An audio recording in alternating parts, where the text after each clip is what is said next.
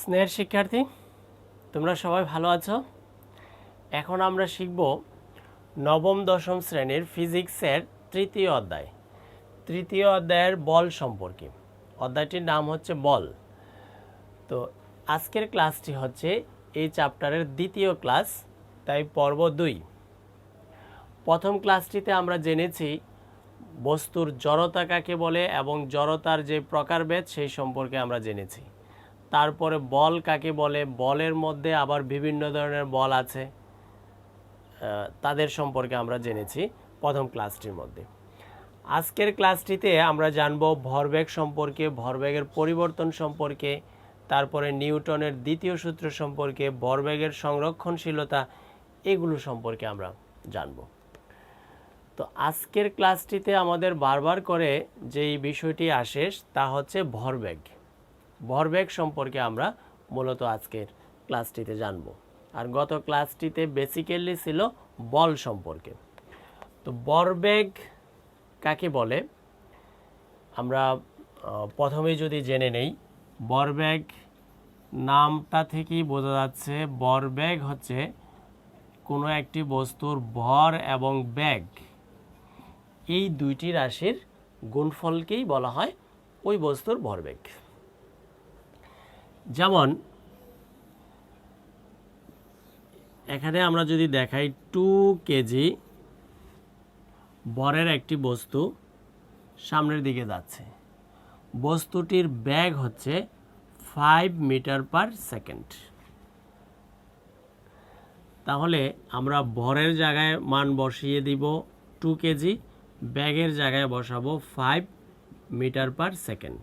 তাদেরকে গুণ দিলে 10 কেজি মিটার পার সেকেন্ড।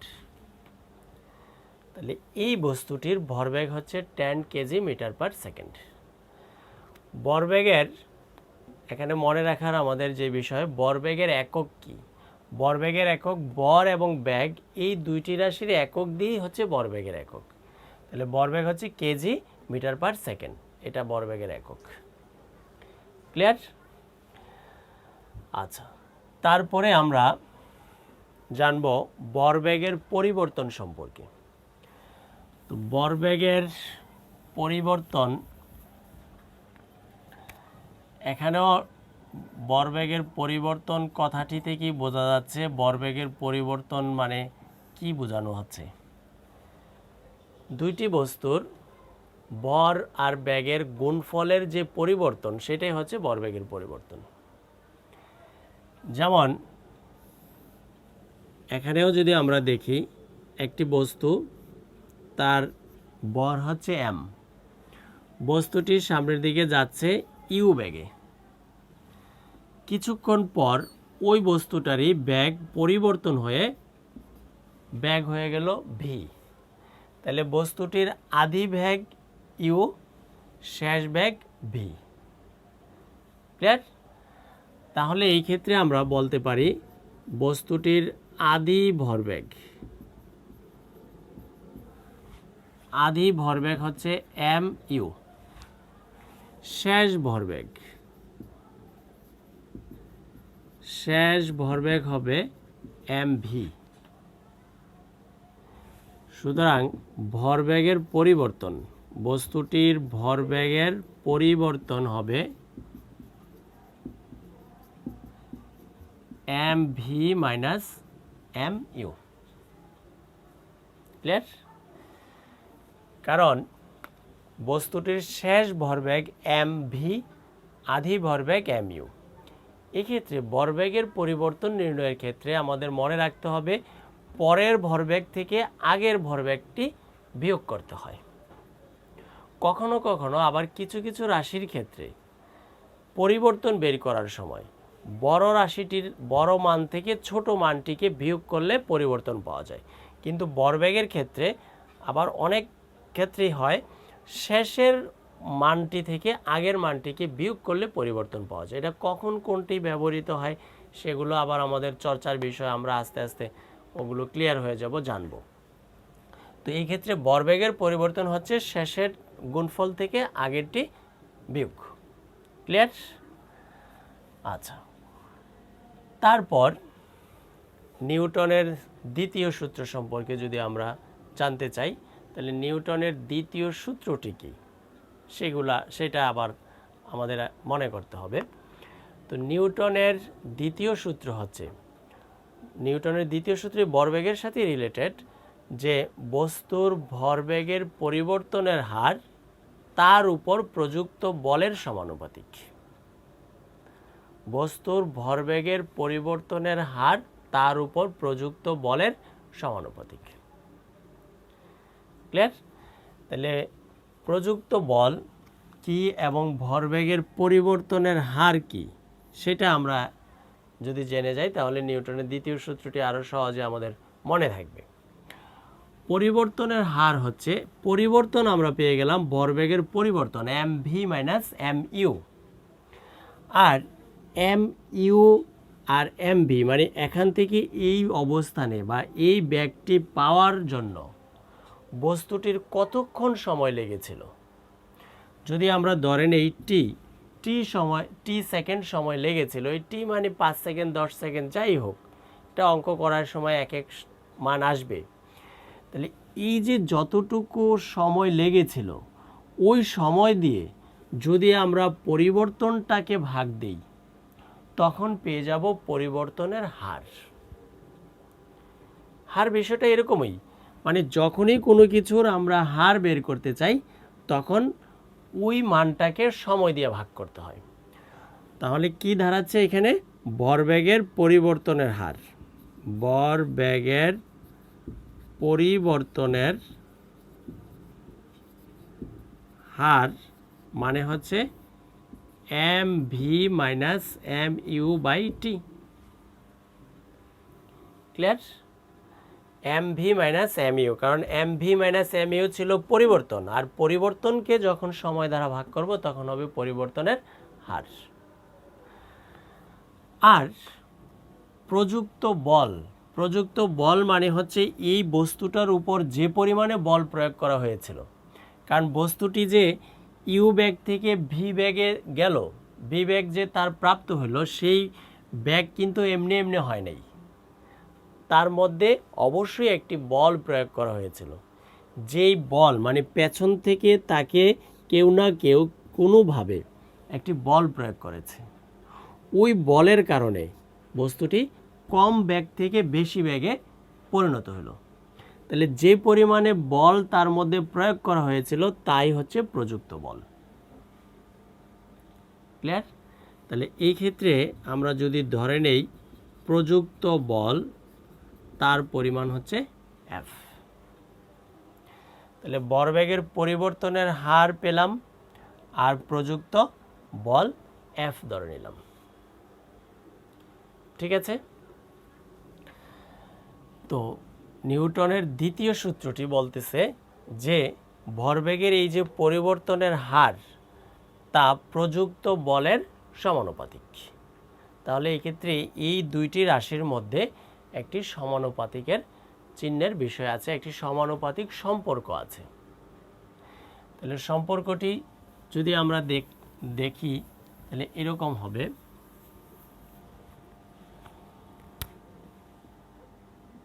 ভরবেগের পরিবর্তনের হার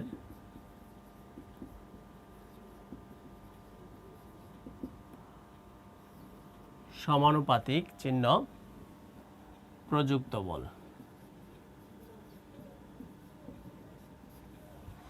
এই কথাটা হচ্ছে নিউটনের সূত্রের যেই ভাষাটা, সেটাকে যদি আমরা সংজ্ঞায়িত না করে এইভাবে গাণিতিকভাবে দেখাই তাহলে এইরকম হয় যে কোনো বস্তুর উপর বস্তুর ভরবেগের পরিবর্তনের হার তার উপর প্রযুক্ত বলের সমানুপাতিক। তো বা দিয়ে আমরা ভরবেগের পরিবর্তনের হার জানি mv মাইনাস mu বাই টি সমানুপাতিক চিহ্ন, এখানে হবে F। এরপরে উপর থেকে যদি আমরা m কমন নিয়ে নিই, b minus you by T সমানুপাতিক F।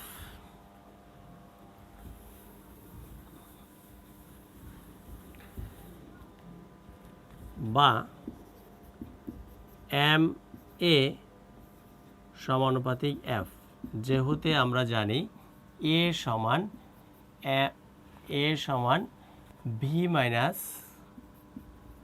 ইউ বাই টি, যে V minus you by T তার পরিবর্তে বসাই দিলাম এ, তাহলে বাম দিকে আসলো এম এ সমানুপাতিক এফ। এই কথাটাই নিউটনের দ্বিতীয় সূত্রের গাণিতিক রূপ। এম এ সমানুপাতিক এ, এম এ হচ্ছে তাহলে ভরবেগের পরিবর্তনের হার প্রযুক্ত বল এর সমানুপাতিক। ক্লিয়ার? তাহলে আমরা এখানে সুতরাং চিহ্ন দিয়ে বলতে পারি ইহাই নিউটনের দ্বিতীয় সূত্রের গাণিতিক রূপ। ঠিক আছে, এবার আমরা পরের যে আলোচ্য বিষয়, দ্বিতীয় সূত্রের সাহায্যে প্রমাণ করো এফ সমান এম এ।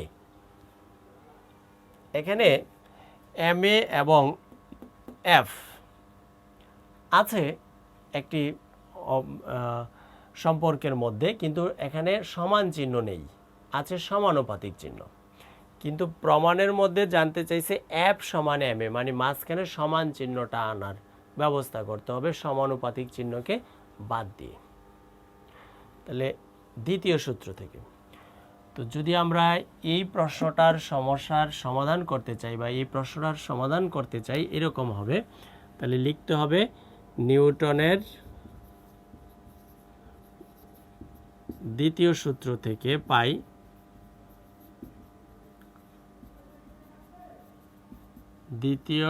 থেকে পাই এম এ সমানুপাতিক এফ, বা এই ক্ষেত্রে আমরা এম এ সমান কে এফ, এখানে কে সমানুপাতিক ধ্রুবক, এটা লিখে দিব, কে হচ্ছে সমানুপাতিক ধ্রুবক। তো কোনো সমান চিহ্ন, এটা আমরা জানি, কোনো সমানুপাতিক চিহ্ন যদি আমরা উঠাইতে চাই, উঠানোর নিয়ম হচ্ছে ওই সমানুপাতিক চিহ্নের পরিবর্তে একটি সমান চিহ্ন বসবে এবং একটি ধ্রুবক বসবে। সেই ধ্রুবকটি হচ্ছে সমানুপাতিক চিহ্ন, যেহেতু উঠে যাওয়ার কারণে ধ্রুবকটি আসছে, এজন্য ইহা হচ্ছে সমানুপাতিক ধ্রুবক। ধ্রুবক আবার বিভিন্ন ধরনের আছে, মহাকর্ষজ ধ্রুবক আছে, অভিকর্ষজ ধ্রুবক আছে। তো এখানে যে ধ্রুবক, এটা হচ্ছে সমানুপাতিক ধ্রুবক। ক্লিয়ার? তো যদি যেই বস্তুটাকে নিয়ে আমরা কাজ করতেছি, ওই বস্তুটির মান যদি 1 কেজি হয়, যার উপরে বল প্রয়োগ করা হয়েছিল, এবং 1 কেজি বল প্রয়োগের ফলে বস্তুটির মধ্যে যদি 1 মিটার পার সেকেন্ড স্কোয়ার ত্বরণ সৃষ্টি হয়, মানে এর মানও 1, কে এর মান আমরা বের করব। আর এফ হচ্ছে যদি বস্তুটার মধ্যে এফ মানে 1 নিউটন বল প্রয়োগ করা হয়, তাহলে কি ঘটনা ঘটতেছে? এইখানে 1, এইখানে 1, এইখানে 1, তাহলে 1 1 গুণ দিলে বাম দিকে 1ই হইতেছে এবং ডান দিকে থাকতেছে কে এর সাথে 1 দিলে শুধু কে। সুতরাং কে এর মান আসলো 1। ক্লিয়ার? কে এর মান যে 1, এই অংশটাকে, কে এর মানকে যদি আমরা এই জায়গায় বসিয়ে দিই, এটাকে যদি আমরা 1 নং সমীকরণ দিয়ে দেই, তাহলে 1 নং সমীকরণে যদি কে এর মান বসিয়ে দেই, তাহলে কি দাঁড়াচ্ছে? এম এ সমান 1 ইন্টু এফ, তাহলে এফ সমান এম এ, তাই এসে যাচ্ছে। তাহলে এই ক্ষেত্রে আমরা এখন লিখব যে 1 নং সমীকরণে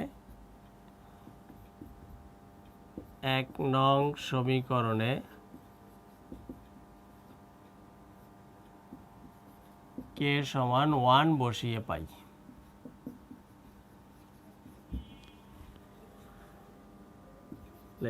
এম এ 1 ইন্টু এফ, সুতরাং এফ সমান এম এ প্রমাণিত। কারণ প্রশ্নের মধ্যে চেয়েছিল যে দ্বিতীয় সূত্রের সাহায্যে F সমান m এ প্রমাণ করো। তাহলে আমরা শুরুটা করেছিলাম দ্বিতীয় সূত্র থেকেই, দ্বিতীয় সূত্র থেকে F সমান m এ প্রমাণ করলাম। ক্লিয়ার? তারপর এই সূত্রের আবার অঙ্ক আছে বল নির্ণয়ের জন্য। অঙ্কগুলো খুবই ছোট এবং সহজ। এখানে প্রশ্নের মধ্যে m এর মান দেওয়া থাকবে, মানে ভর, বিভিন্ন বস্তুর ভরের মান দেওয়া থাকবে, a এর মান দেওয়া থাকবে, মানে ত্বরণ। তো m এর মান আর ত্বরণের মান যদি আমরা বসিয়ে দিই, তাহলে তার মধ্যে কতটুকু বল প্রয়োগ করা হয়েছিল তা আমরা সহজেই বের করে ফেলতে পারবো। তো তারপরে একটি অঙ্ক করিয়ে দেই, দেখি আমরা এটা কীরকম সহজ।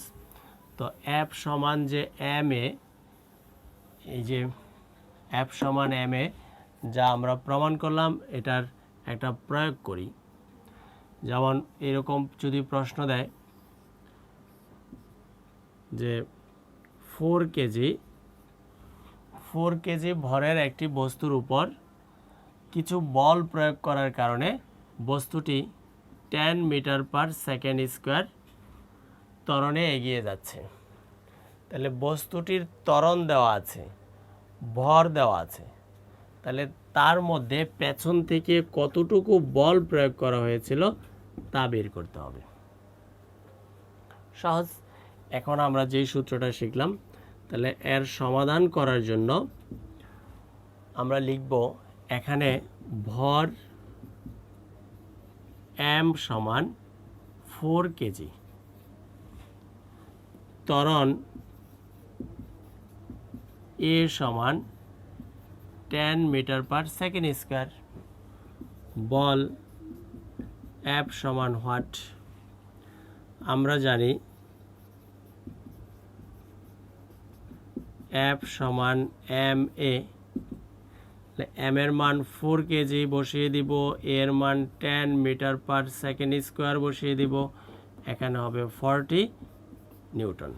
কারণ বল যখন বের হয়ে যাবে বলের এককটি এখানে দিতে হবে, আর বলের একক আমরা জানি নিউটন। তাহলে এই অঙ্কটির অ্যান্সার হচ্ছে 40 নিউটন। ক্লিয়ার? আচ্ছা, তারপর আমরা বের করব বলের মাত্রা।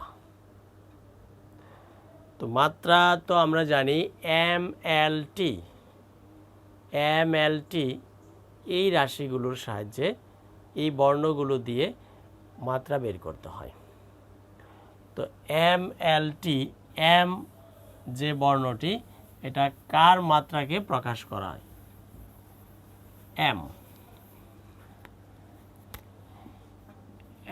mLT। আমরা জানি m হচ্ছে ভরের মাত্রা, l হচ্ছে দৈর্ঘ্য বা সরণ এর মাত্রা, আর t হচ্ছে সময়ের মাত্রা। তাহলে mLT এর সাহায্যে যে কোনো কিছুর মাত্রা বের করি আমরা। তো এখানে চাইছে বলের মাত্রা নির্ণয় করতে। তো বল যে রাশিটি আছে তার মাত্রা যদি আমরা বের করতে চাই, তাহলে কিভাবে mLT এর মাধ্যমে বলের মাত্রাটি কীরকম হয় সেটা আমরা একটু দেখি। তো প্রথমে আমরা যার মাত্রা বের করতে বলে সেই রাশিটির, মানে বলের পরিবর্তে আমরা কি লিখতে পারি সেটা দেখব। তো বলের পরিবর্তে আমরা লিখতে পারি ভর ইনটু ত্বরণ। কিভাবে? একটু আগে আমরা এই অংশটি করেছি। বল মানে F সমান ma, ওই যে m মানে ভর, a মানে ত্বরণ। তাহলে বল সমান ভর ইনটু ত্বরণ আমরা লিখতে পারি। ঠিক আছে? তারপর বল ভর ইনটু ত্বরণ, ত্বরণকে আমরা আবার ভেঙে লিখতে পারি বেগ বাই সময়। এখানে একটা জিনিস মনে রাখতে হবে, যেই রাশিগুলো আমরা ডান দিকে পাচ্ছি ওই রাশিগুলোকে মৌলিক রাশিতে পরিণত করতে হবে। কারণ মৌলিক রাশি কোনগুলো সেটা আমরা জানি, প্রথম অধ্যায়ে ফিজিক্সের মধ্যে পড়ে আসছি যে 7টি মৌলিক রাশি আছে। ওই 7টি মৌলিক রাশি আমাদের মনে রাখতেই হবে।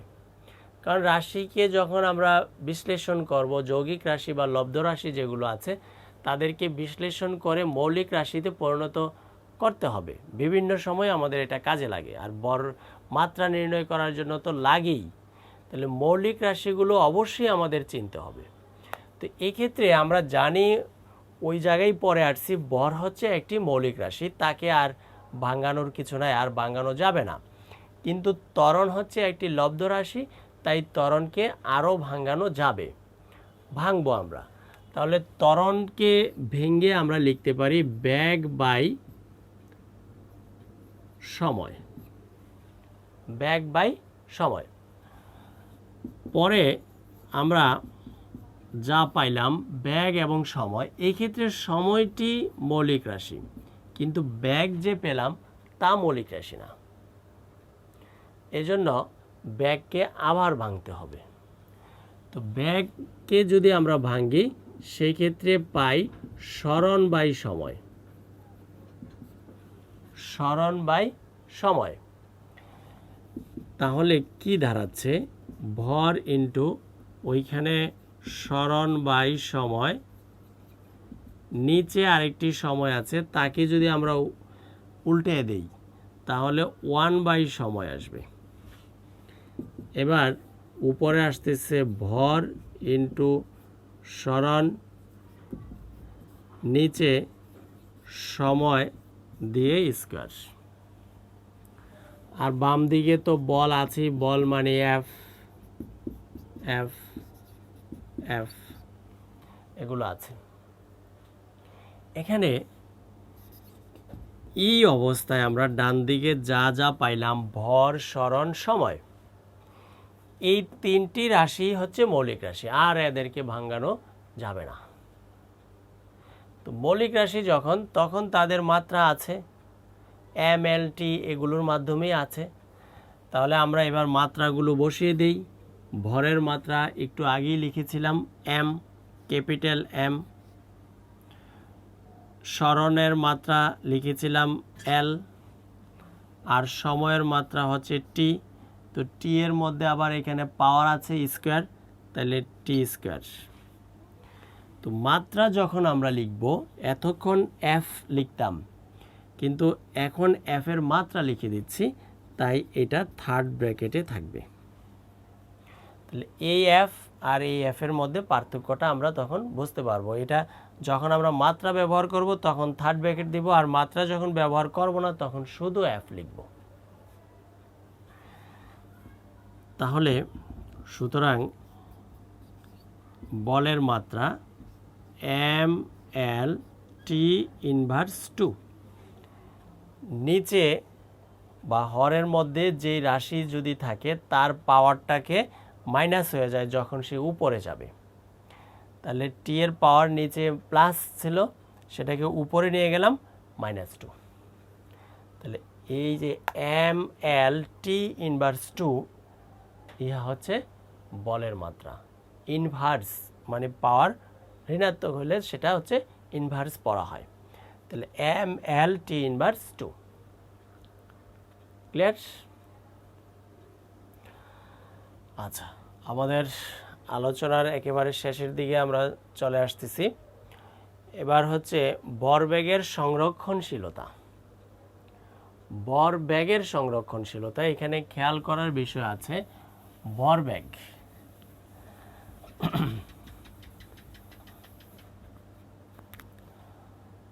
তো ভরবেগের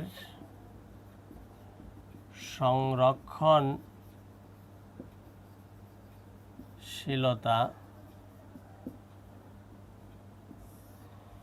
এখানে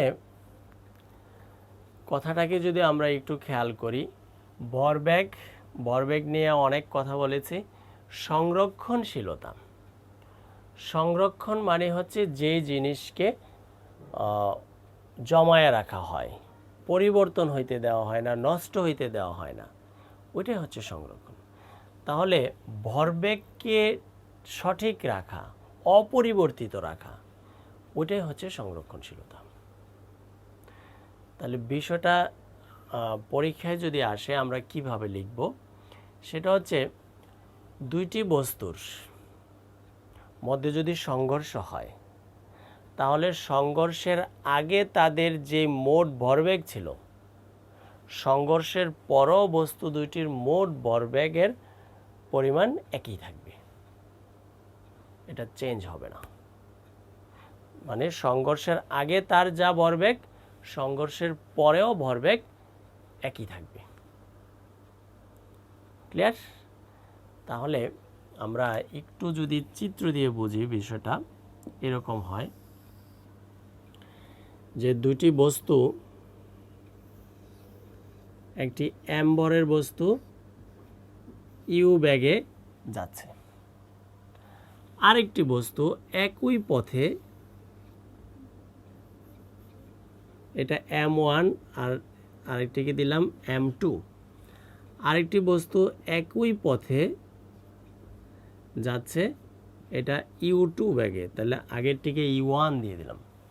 তাহলে একটি বস্তু M1 এর একটি বস্তু U1 বেগে যাচ্ছে, M2 ভরের আরেকটি বস্তু U2 বেগে যাচ্ছে, একই দিকে যাচ্ছে।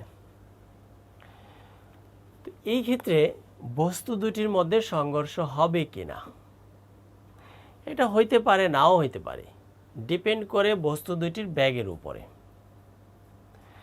যদি এই বস্তুটির ব্যাগ বেশি থাকে আর এই বস্তুটির ব্যাগ থাকে কম, তাহলে বস্তুটি তো ফাস্ট, সে তাড়াতাড়ি সামনে চলে যাবে, আর এই বস্তুটি আস্তে আস্তে সে পেছনে, আরও পেছনে, ডিস্টেন্সটা তার আস্তে আস্তে বাড়তে থাকবে। তো এই ক্ষেত্রে সংঘর্ষ হওয়ার কোনো সুযোগই নেই, হবে না সংঘর্ষ।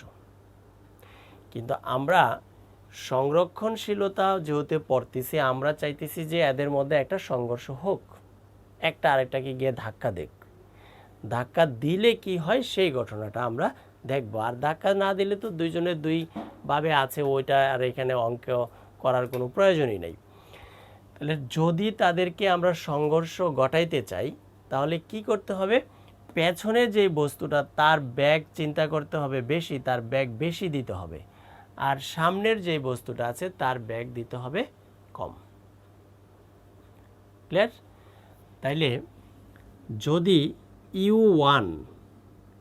U1 মানে পেছনের বস্তুটির ব্যাগ বেশি হয়, গ্রেটার দেন U2 হয়, তাহলে তাদের মধ্যে সংঘর্ষ হবে। তা আমরা মনে করি যে এই জায়গাতে গিয়ে বস্তু দুটির সংঘর্ষ হইল। তো সংঘর্ষের আরেকটা বিষয় আছে যে দুইটি বস্তুর মধ্যে যখন সংঘর্ষ হয়, এই বস্তুটি তাকে ধাক্কা দিবে, সেও উল্টা তাকে আবার ধাক্কা দিবে, এটাকে বলা হয় ক্রিয়া প্রতিক্রিয়া। এটা যখন আমরা নিউটনের তৃতীয় সূত্র পড়ব তখন আরও ডিটেলস এটা সম্পর্কে আমরা জানব। তাহলে এই জায়গায় আমাদের শুধু জানার বিষয় হচ্ছে যে তাদের সংঘর্ষ হলো, এটা হচ্ছে সংঘর্ষ, আর এই বিষয়টা হচ্ছে সংঘর্ষের আগে। তো তাদের মধ্যে ক্রিয়া প্রতিক্রিয়া হইল, হওয়ার পর এবার বস্তু দুটি আবার নতুন ব্যাগ নিয়ে চলতে শুরু করলো। তাহলে এই যে নতুন ব্যাগে M1 এবং M2 বস্তুটি যাচ্ছে, এখন কিন্তু আর তাদের ব্যাগ যেই শুরুতে ব্যাগ ছিল ওই ব্যাগ আর থাকবে না, পরিবর্তন হবে, ব্যাগের পরিবর্তন হবে। তাহলে যেই বস্তুটি U1 ব্যাগ নিয়ে এগিয়ে যাচ্ছিল সেই বস্তুটির ব্যাগ হয়ে যাবে B1 ধরে নিলাম, আর যে বস্তুটি U2 ব্যাগে যাচ্ছিল তার ব্যাগ হয়ে গেল B2। এটা হচ্ছে দুটি বস্তুর সংঘর্ষের ঘটনাটাকে আমরা এইভাবে চিত্র দিয়ে ব্যাখ্যা করতে পারি। এটা হচ্ছে সংঘর্ষের আগে, এই অবস্থাটা হচ্ছে সংঘর্ষ, এটা হচ্ছে সংঘর্ষের পরে। তাহলে এই ক্ষেত্রে সংঘর্ষের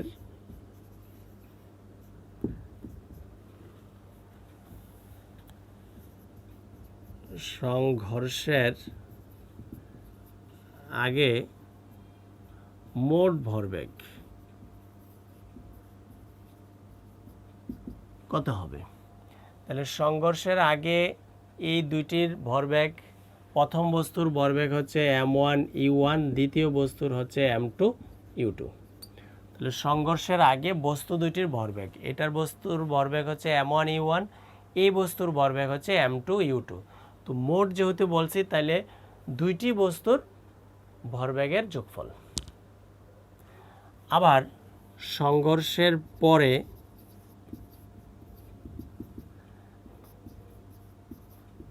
মোট ভরবেগ m1v1 প্লাস m2v2। m1v1 প্রথম বস্তুর, সংঘর্ষের পরে প্রথম বস্তুর ভরবেগ, সংঘর্ষের পরে দ্বিতীয় বস্তুর ভরবেগ। ক্লিয়ার? তো বিজ্ঞানীরা গবেষণা করে দেখেছে যে সংঘর্ষের আগে বস্তু দুটির ভরবেগের যা যোগফল ছিল, সংঘর্ষের পরেও এই যোগফলটি একই থাকবে, অর্থাৎ ভরবেগের কোনো পরিবর্তন হবে না। তাহলে এটাকে যদি আমরা লিখি m1u1 প্লাস m2u2 সমান m1v1 প্লাস m2v2। তাহলে এই যে সংঘর্ষের কোনো পরিবর্তন হলো না, হয় নাই, একই আছে, এটা কি বলা হয়? ভরবেগের সংরক্ষণশীলতা। তাহলে ইহাই হচ্ছে ভরবেগের সংরক্ষণশীলতা। ক্লিয়ার? এই সূত্র দিয়ে এই চ্যাপ্টারের মধ্যে অসংখ্য অঙ্ক করতে হয়। সেটা কি? এটা আমরা এই সমীকরণটি যদি একটু ভালো করে খেয়াল করি, এখানে কয়টি রাশি আছে? আমরা দেখি যে এখানে মোট 6টি রাশি আছে। 6টি রাশি, 4টি ব্যাগ, মানে u1, u2, v1, v2, আবার m1, m2। তাহলে মোট হচ্ছে 6টি রাশি। এই 6টি রাশির মধ্যে যে কোনো একটি রাশির মান বের করতে বলে, বাকি রাশিগুলোর মান দেওয়া থাকে। যেমন সংঘর্ষের পরে দ্বিতীয় বস্তুর ব্যাগ বের করতে বলবে, তাহলে সংঘর্ষের পরে দ্বিতীয় বস্তুর ব্যাগ মানে v2 বের করব আমরা, আর বাকি সবগুলো রাশির মান প্রশ্নে দেওয়া থাকবে। অথবা সংঘর্ষের পরে প্রথম বস্তুর ব্যাগ, তাহলে v1 বের করব। এইভাবে আমরা এই সূত্রের সাহায্যে ভরবেগের সংরক্ষণশীলতার সাহায্যে অনেক অঙ্ক করতে পারবো, এগুলো আমরা। তো এই অংশটা এই চ্যাপ্টারের জন্য ভরবেগের সংরক্ষণশীলতার এই সূত্রটি অত্যন্ত ইম্পর্টেন্ট। তার গাণিতিক ব্যাখ্যা আমরা এখানে দেখলাম। পরবর্তীতে এগুলো নিয়ে অনেক অঙ্ক করব নেক্সট ক্লাসে। তো এই ছিল আমাদের আজকের আলোচ্য বিষয়। তো পরের ক্লাস দেখার জন্য সবাইকে আহ্বান জানাচ্ছি। আর এতক্ষণ ক্লাসটি মনোযোগ সহকারে দেখার জন্য অসংখ্য ধন্যবাদ। ভালো থাকো সবাই।